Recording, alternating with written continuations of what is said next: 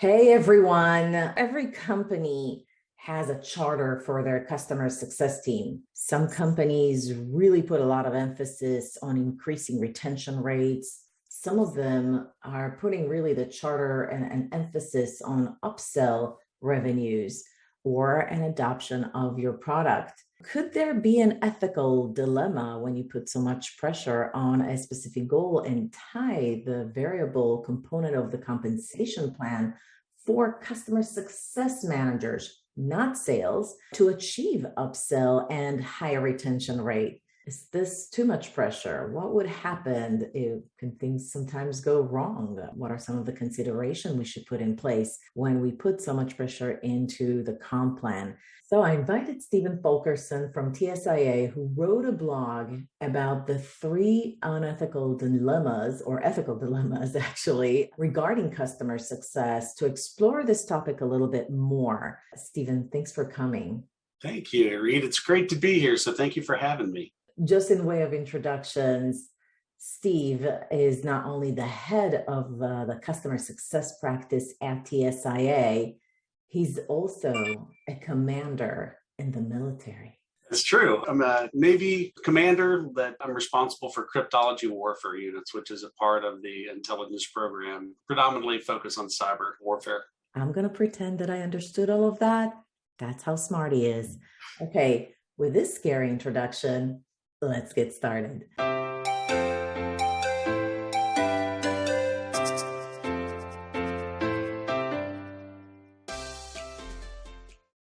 Stephen, being in the military, having worked in customer success for all these years and worked with so many customer success executives as part of your role at TSIA, is this what propelled you to write this blog about unethical dilemmas? I actually was fortunate enough for the Navy to mobilize me back to active duty, and they sent me to the U.S. Naval War College to work on my second master's degree in national security and strategic studies. And I was competing for an opportunity to get a master's certificate in ethics and emerging military technologies. And there was about 55 of us that applied for it. 14 were selected and 7 graduated.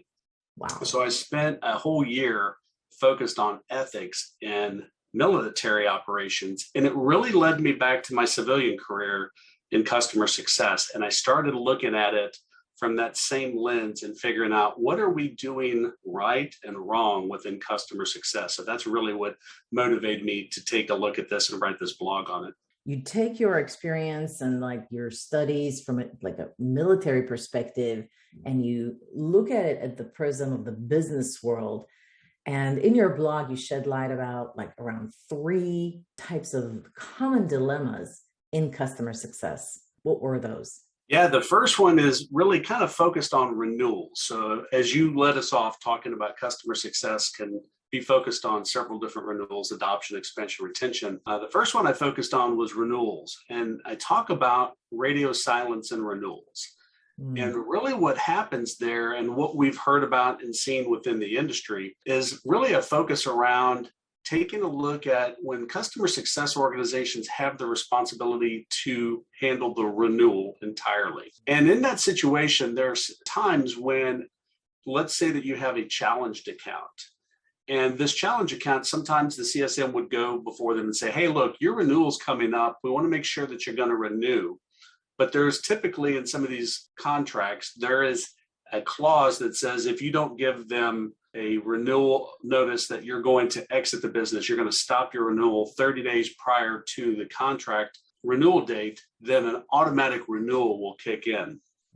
And what we have seen in some organizations is that the leadership team is concerned about that renewal. And what they're doing is they're asking the CSMs to go radio silent, to stop all communications with the customer in hopes that they will overlook or they will forget that their renewal is coming up. Yeah. Therefore, the automatic renewal will kick in. So that presents a plethora of problems. The first is it puts the CSM in a precarious position. Because first of all, what they want to do and what customer success organizations organically want to do is they want to make their customers really happy. And In this situation, they're being told by their employer to go radio silent. And so there's this ethical dilemma. And what an ethical dilemma is when you have two competing values that are in conflict. So in this ethical dilemma, the CSM has this ethical responsibility to please their employer. And that's called deontology, the ethics of duty. So they're really talking about, how do I make my employer happy? Well, my employer's telling me to go radio silent. Then there's this ethics of taking care of their customer. And that ethics is utilitarianism, or the ethics of the greater good. And they're really wanting to take care of their customer. So in this particular case, the CSM is caught in a precarious position because they're being told by their employer to go radio silent. They're also trying to make their customer very happy by making sure they're getting what they need. But because they're going to radio silent, they're no longer in comms with the customer. They're not telling them, hey, your renewal's coming up. In this case, it's typically an account that has an escalation, or they're not really happy. And as a result, nobody's really working to make sure that customer's happy. So as a result, we have a defaulted renewal that takes place. The customer is found in a contractual obligation to renew. My experience has been that when customers are forced into a renewal when they're not happy, you're not really building a customer for life. So that really puts into question, are we building customers for life when we do motions like that? So it's a very strange situation that sometimes customer success managers will find themselves in. What is your recommendation on this ethical dilemma? What would you recommend executives as the right path? If you liked what you've heard so far, that's awesome. More coming in a second here, but in the meantime, I want you to click that like button so that YouTube knows that this is great content and you can start sharing it with others. My recommendation is really that the CSM bring the awareness to the management team that, hey, are we really trying to look at customers for life because this is not emotion? Do we want to work feverishly to show the customer that we're working really hard to make sure you're happy, you're getting value so that you do renew? And my recommendation to the executive management teams that are leading customer success organizations is to stop and do a self-evaluation and look at your renewal process and ask yourself, am I doing that practice?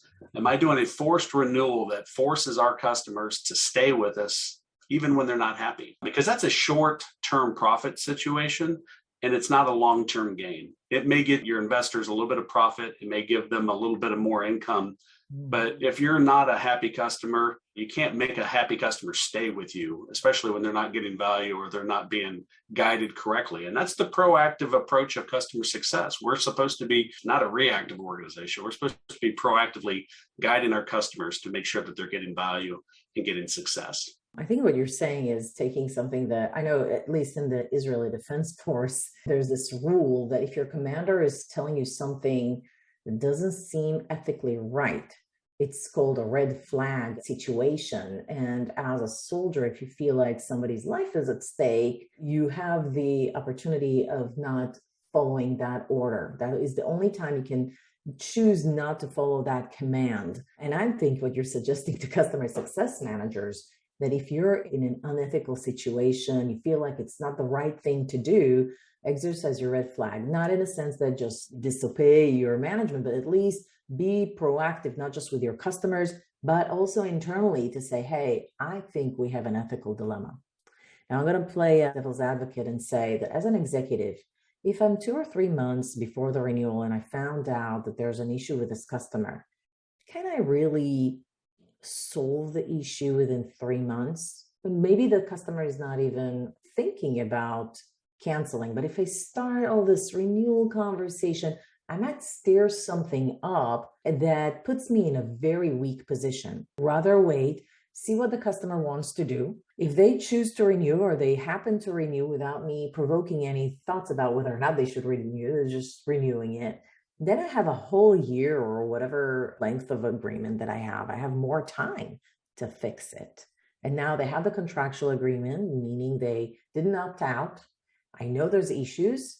And now that the contract has been renewed, I know for certain that they have made that commitment to be my partner. And now I feel more confident to allow these resources to fix whatever we need to fix. Yeah, that's a good point. And it's based off complexity. So when we look at the renewal cycles, non-complex company offers typically will start at the 90-day mark. When you start increasing to moderate level of complexity, their renewals will start at 120, and very highly complex will start at 180. And we traditionally see that most organizations can run a problem through resolution in a 90-day period or less, whether that's a bug fix that has to go through software testing and then validation. So what organizations really need to do is identify issues before they become challenges, challenges before they become risk, and risk before they become churn, and identify those early so that they can get out in front of that customer. And that's really the home of customer success, is trying to drive value realization and making sure the customer adopts. And if the customer is not getting value, then that's going to be identified by the customer success manager. It's really incumbent upon the customer success organization to get out in front and early. And we do recognize some organizations, their CSM to customer ratio are not accurate, right? Their high touch, medium touch, and low touch models are not in alignment, and their CSMs are stressed out and they can't keep track of all the accounts. But that's a segmentation of managerial issue that's got to get corrected. But we, as management, as CS leaders, we shouldn't be putting our CSMs in a position that compromises their ethical issues, their ethical stances. And in this case, taking care of their customers and taking care of their company, those are competing values.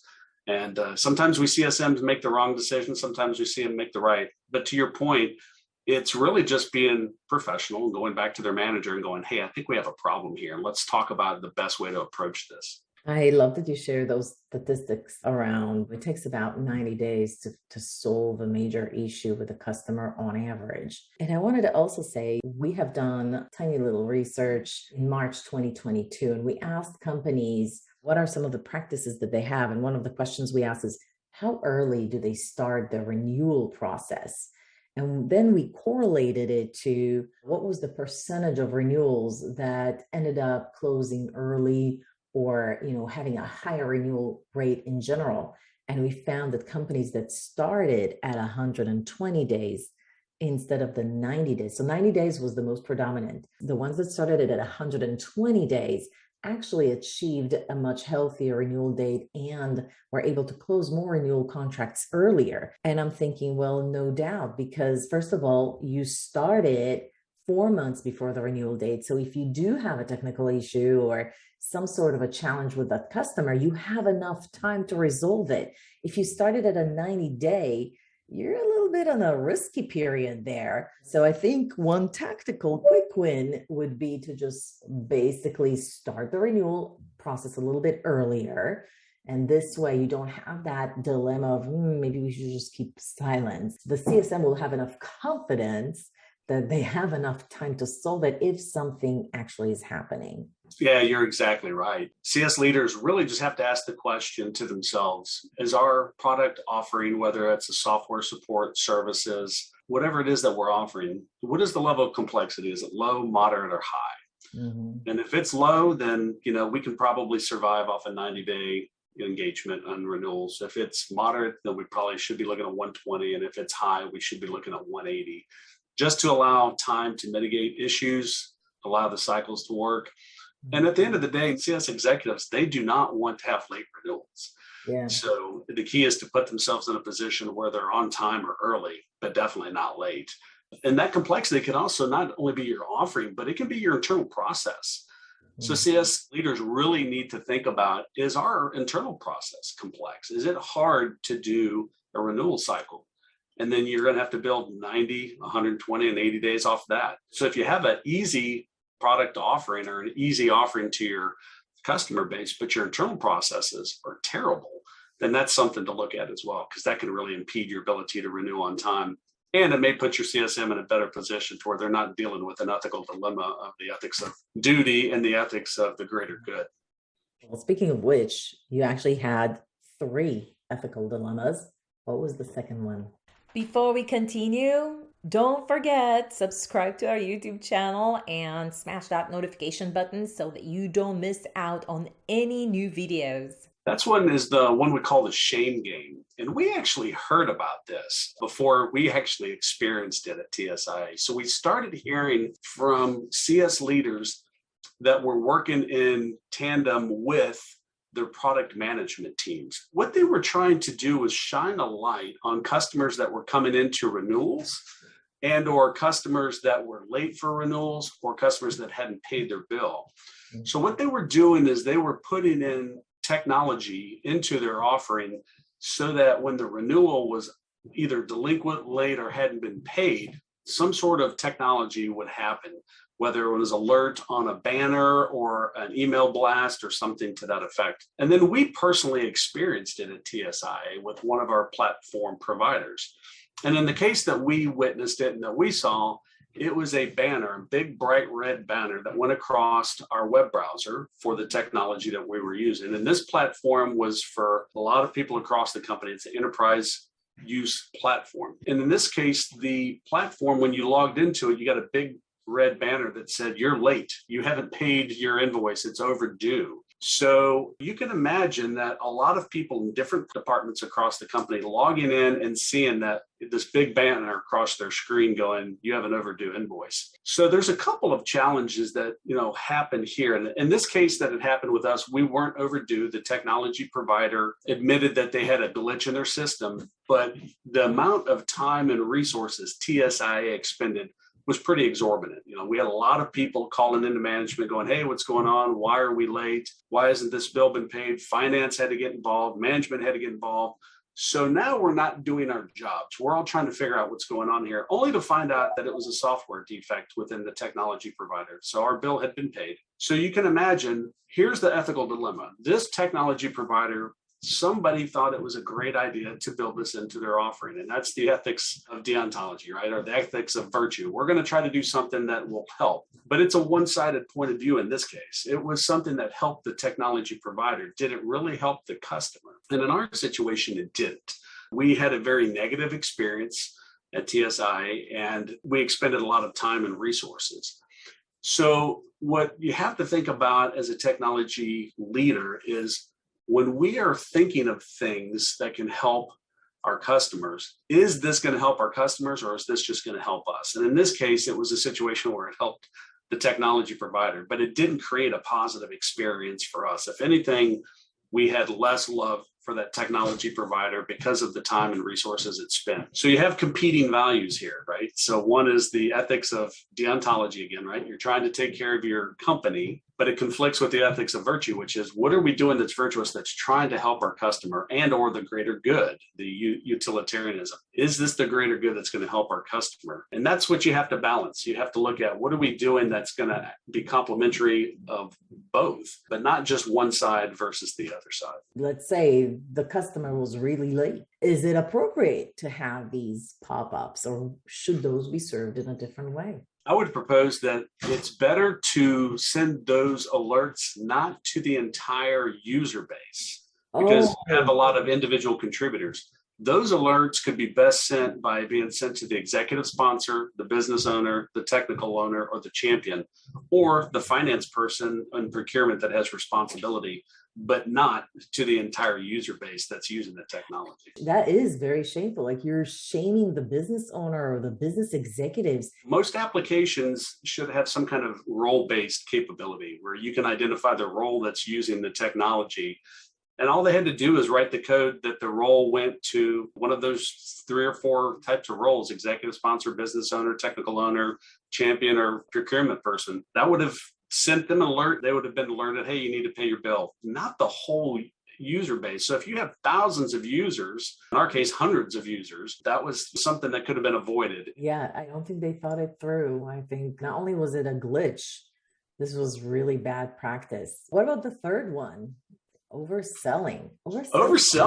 This one's a really timely one. And I'm really glad we're taking the time to talk about this, because we have a very uncertain economy going on right now. And within customer success is going to be looked at for 2 big things right now. One is efficiency, driving greater efficiency in the organization. And then the second, driving additional revenue. So as you kick this off, you were talking about the charters, and one of those charters is the expansion charter. And customer success gets leverage for lead generation, upsell opportunities, and cross-sell. As we approach this uncertain economy, customer success is going to be tasked more and more with trying to identify greater revenue responsibilities. And in this particular example, I'm talking about how customer success can be put in a situation to try to upsell or cross-sell into the customer, but they don't really need it. And the CSM, better than anyone, because they're typically in contact with customers 5 to 15 times more than anyone else, especially sales. And they're going to know very well if the customer needs that upsell or that cross-sell. And what we've seen happening in some of these ethical dilemmas is that the CSMs are being pushed more and more, especially because we have a tight economy, to cross-sell and upsell more and more. And the CSM, again, we're going back to the ethics of deontology. They're being told by their employer to go do this, go upsell and cross-sell because we need more revenue. We've had some churn. We haven't had a good sales quarter or sales month, so we need to sell more things. So they're being told to do this. But then they're going back to the ethics of the greater good. They're looking at their customer going, I know that they don't need this. So now we have these competing values again, the deontology and the utilitarianism, or the ethics of the greater good and the ethics of duty. So the CSM's being put in this precarious situation. They want to make their employer happy. They know they need to drive revenue, but it's not good for the customer, because here's what's going to happen. If it gets sold into the customer and they don't need it, the customers are going to sniff it out very quickly that, oh, you sold me something I don't need. The timing is not right. I'm never going to use this. Then this trusted advisor status that customer success has worked so diligently for is going to be in jeopardy, because now you're selling customers things that they don't need or don't add value. It's going to cause long-term challenges. And we kick this off by talking about building customers for life. These ethical dilemmas that we're talking about are not motions that build customers for life. They're motions that are designed for quick sale, quick profit, but they don't really have the customer's best interest in mind. And that's really what is going to drive greater growth down the road, is by loving on the customers, putting them top of mind, and thinking about how it's going to impact them.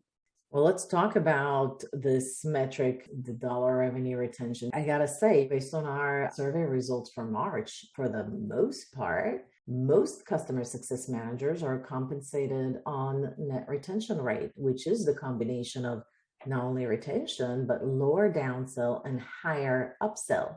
There's a lot of arguments from, especially in smaller companies, that the customer success manager should own not only the renewals, but also the upsell. Does that put that team in a dilemma if their charter is to protect, be the champion for the customer, maximize value for the customer? Do we now have a conflict because we own the upsell, we own the renewals, to potentially sell the customers stuff they don't need? We've seen the charter of expansion really grow in customer success, especially through our benchmark tracking. So in 2015, it was about 10% of the organizations did the motions of expansion. So that could be upsell, cross-sell, and lead generation. And today it's 61%. So anything over 50% we consider common practice. So it's a common practice for CS orgs to do that. Where they have to be really careful is the focus, because the home of customer success are the motions of adoption. So when you do adoption well, the outcome is expansion and the retention. The customer will stay with you and they'll grow with you. And adoption done poorly is called churn. Right now, we are doing a comp study and we finished it. We're going through the data right now. When we're looking at the changes from 2019, when we did it last, to 2022. Now, we didn't do it again in 2020 because of the global pandemic. And in H1 of 2021, we didn't really see a lot of change. It wasn't until the end of the H2 of 2021, we started seeing changes in compensation questions. And previously it was an 86-14 split, 86 base, 14% variable bonus. And we started hearing the numbers changing when we would talk to our executives. And we have 140 members at TSIA in our customer success practice. We're the largest practice. So when we started talking to them, we started hearing of 80-20, that's 5-25. Yeah. 70-30. And we're like, whoa, 70-30. We That's even a started manager. Yeah, we started hearing 60-40. We're like, we're not talking about customer success managers anymore. So Steve Frost in one of our practices that focuses on sales, he always uses the expression, if it walks like a duck, quacks like a duck, it's a duck. If it carries a quota, it's a salesperson. It's a salesperson. And so that's what I've been trying to warn our CS executives, is to look really close at your compensation packages and make sure that they're predominantly aligned with the motion of adoption. And that's where customer success can drive greater value, is making sure that the customers are getting value, they're helping the customer achieve their business outcomes, and less focus on all of the upsell, cross-sell, lead generation, all of those types of motions, because that's really going to change the behavior of customer success. And we want to continue to be the trusted advisor. But you've heard the expression, sales are hunters and customer success are farmers. There's no doubt that customer success are farmers with guns, or hunting farmers is the more politically correct thing to say. They are hunting farmers. They're trying to find the opportunities because of their close proximity. This is the reason why it's still important to use customer success for it, because if you think about the closer proximity, customer success managers can help a customer move more expeditiously on the commercial front. For example, let's say I'm your customer success manager and you wanted to buy 10 more licenses from me. And if I go, hey, that's great, let me go get Phil and he's on a sales deal and I'll see when I can get that over to you. And I go to Phil and Phil's like, I got $1 million account deal going on right now. I don't have time to worry about 10 licenses. Not a high priority. I'll get to you in 2 weeks. And I come back to you and go, well, we'll have that discussion in 2 weeks. You've just had a terrible customer experience because you need the 10 licenses, but you don't want to wait 2 weeks for it. That's where customer success can really help, because we can actually do those types of transactions very non-complex, very quickly, add value. You feel great. You got what you needed and you can move the needle forward and not be waiting for 2 weeks for that $1 million deal to get done. I think we kind of outlined it in some other videos that I had and a blog that we wrote on our CSM practice website around when is it appropriate for the customer success manager to own the financial transaction for upsells and when it doesn't. And it's very aligned with what you said.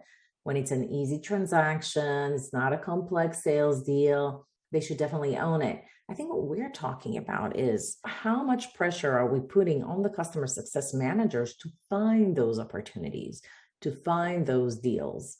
In a perfect world, I would actually tie the compensation plan to how many use cases does the customer deploy out of the general use case bucket of use cases that we typically see for his or her, like the industry that the account is in, or the level of adoption, breadth and depth. That's an ideal world because, like you said, there is a positive correlation between adoption and outcomes to renewal and upsell. So just wanted to crystallize that adoption is not necessarily the actual use of the product, because I did have some customers, the software companies, the software solution is super, super sticky. You turn it on, you have to use it. There's no and it's super sticky. The churn rate is like 0. So really all they needed is some extra attention to upsell in more accounts. Now, do you hire a salesperson for that? Or do you hire a CSM for that? If you hired a CSM, what is their charter? Is it the upsell dollars, or is it counting how many use cases? Because with additional use case, the upsell will happen. In other words, there's a new terminology that somebody coined it. It's called uptelling a customer. We should ideally have a comp plan around uptells, not upsells, for CSMs to solve that dilemma. What is your opinion? How do you solve that dilemma? What would you propose to executives?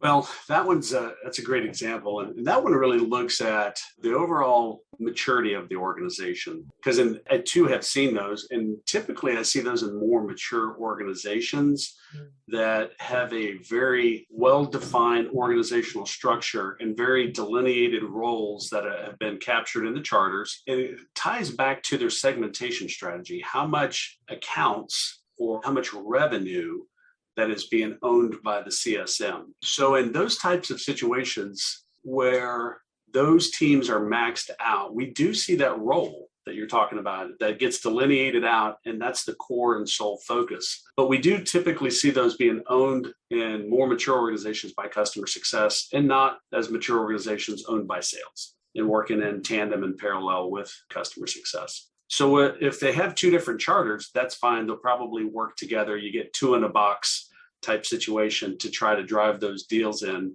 And it takes a little bit more pressure off the CSMs for commercial deals. If there is somebody else doing that, then they can just be focused on sniffing out the opportunities, finding them and punting them over. But typically those punts, they're going to land where there's complexity. If they can own it all the way through, they will, the customer success managers. But where there's complexity, they're going to punt to an AE or a specialist that's going to work on the expansion specialty or the renewal specialty because of the complexity. Well, I honestly think whether or not customer success managers actually own the financial transaction in resolving this dilemma is less of a factor than how much pressure do you put on their comp plan and annual reviews for delivering a high rate of upsells. To the executive's defense, research shows that when you do tie the variable to an upsell component, whether it's net retention rate or actual upsell quota, you do see better results. It is a dilemma. I don't know what I would have done as a CS exec. I guess maybe issue very clear policies, a red flag situation, maybe allow for justification. So maybe tie every upsell motion with a success plan that clearly identifies the value for the customer and kind of mandate that to avoid these kind of situations. Because honestly, I don't think the company really wants those kind of upsells because they will just ultimately result in a downsell down the road and a dissatisfied customer. Yeah, anytime where you're overselling a customer, you're exactly right. It's going to lead to just that, a downsell in the future and an unhappy customer, and your net promoter scores will probably reflect that. Then it's damage control, and nobody likes to be on damage control and on a defensive situation with their customers. They want to be trusted. They want to be in a good situation. So, to the CSMs that are out there that are in that situation, I would just encourage you to talk to your management team and share with them, hey, that we have competing values here. I'm trying to do what's best for the customer, but selling them more than that they need may not be in their best interest, although it takes care of us as a company. And CS leaders are going to have to do some self-reflection and evaluate. Are we setting our CSMs up to fail because we're putting them in a precarious situation of competing values? And that's hard. That's something I wanted to draw out in this conversation as we look at an uncertain economy, because organizations, especially CS organizations, are going to be under pressure to perform from that operational efficiency and driving additional growth. But we can't focus on, in this organization of customer success, is putting our people in situations that have competing values or ethical dilemmas and don't take the consideration of what's best for the customer, even for short-term growth, short-term value, short-term revenue. That's the greatest challenge as customer success leaders. We got to really get them focused on the right things so that there aren't competing values. Well, wonderful blog. What a thoughtful discussion. I personally really enjoyed it. Anybody who's watching this video liked this kind of discussion, I encourage you to go check out Steven's blog about it. I'll include the link in the video description below. There's a ton of information that you can get by being a member at TSIA. Guys, if you watched this video, you liked it, give it a like. It really helps the channel. Subscribe to our YouTube channel. I'd really love to have you see more of our videos as they come out. We release at least once a week, sometimes two. Yeah, subscribe to TSIA's membership as well. Have a conversation with them, see what they're all about. Until the next video, have a wonderful day.